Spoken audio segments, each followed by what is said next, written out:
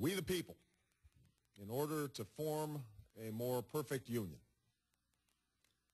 221 years ago, in a hall that still stands across the street, a group of men gathered and with these simple words launched America's improbable experiment in democracy.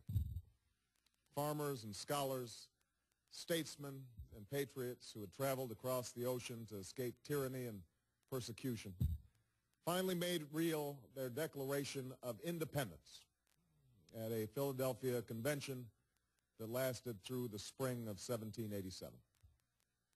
The document they produced was eventually signed, but ultimately unfinished.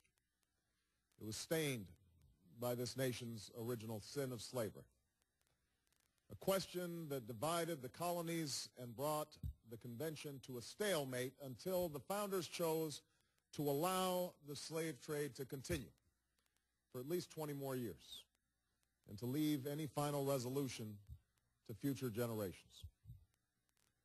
Of course, the answer to the slavery question was already embedded within our Constitution, a Constitution that had at its very core the ideal of equal citizenship under the law, a Constitution that promised its people liberty and justice, and a union that could be and should be perfected over time.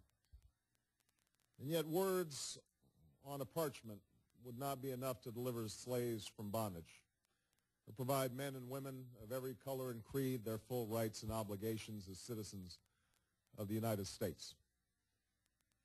What would be needed were Americans in successive generations who were willing to do their part through protests and struggles on the streets and in the courts, through a civil war and civil disobedience, and always at great risk, to narrow that gap between the promise of our ideals and the reality of their time. This was one of the tasks we set forth at the beginning of this presidential campaign, to continue the long march of those who came before us, a march for a more just, more equal, more free, more caring, and more prosperous America. I chose to run for president at this moment in history because I believe deeply that we cannot solve the challenges of our time unless we solve them together, unless we perfect our union by understanding that we may have different stories, but we hold common hopes, that we may not look the same and may not have come from the same place, but we all want to move in the same direction towards a better future for our children and our grandchildren. And this belief comes from my unyielding faith in the decency and generosity of the American people. But it also comes from my own story. I'm the son of a black man from Kenya and a white woman from Kansas.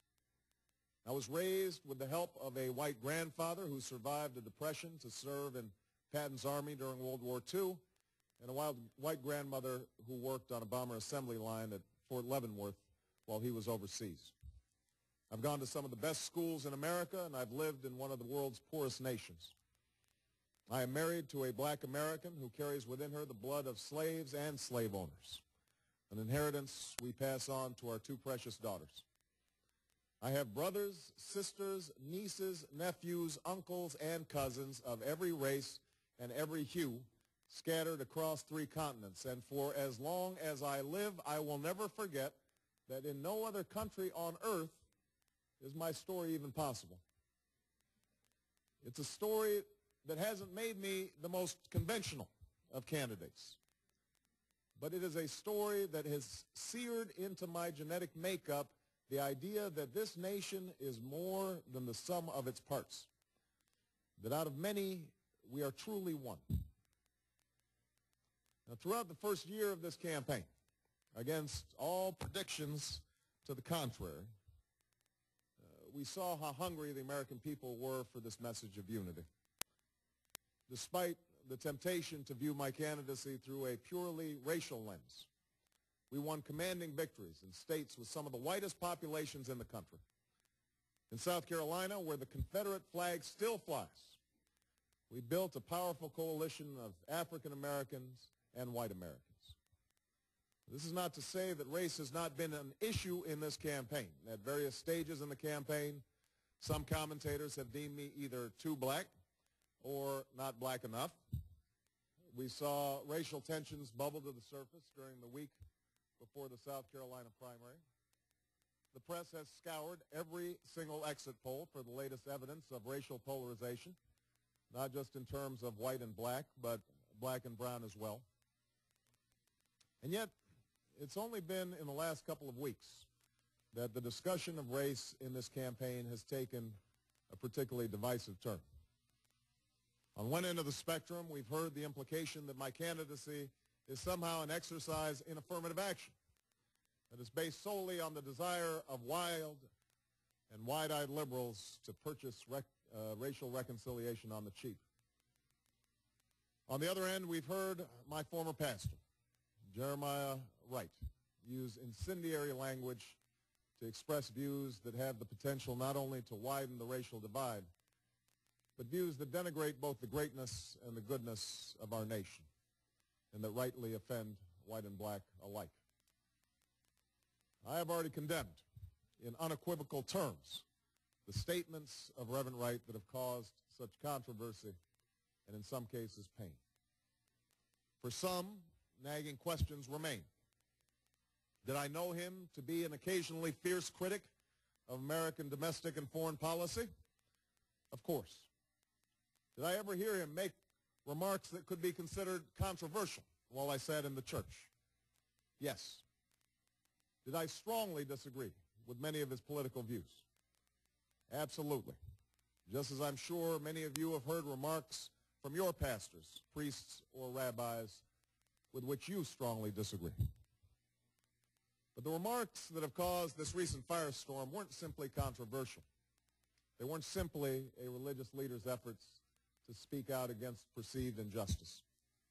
Instead, they expressed a profoundly distorted view of this country, a view that sees white racism as endemic and that elevates what is wrong with America above all that we know is right with America. A view that sees the conflicts in the Middle East as rooted primarily in the actions of stalwart allies like Israel, instead of emanating from the perverse and hateful ideologies of radical Islam. As such, Reverend Wright's comments were not only wrong, but divisive. Divisive at a time when we need unity, racially charged at a time when we need to come together to solve a set of monumental problems: 2 wars, a terrorist threat, a falling economy, a chronic healthcare crisis, and potentially devastating climate change. Problems that are neither black or white or Latino or Asian, but rather problems that confront us all.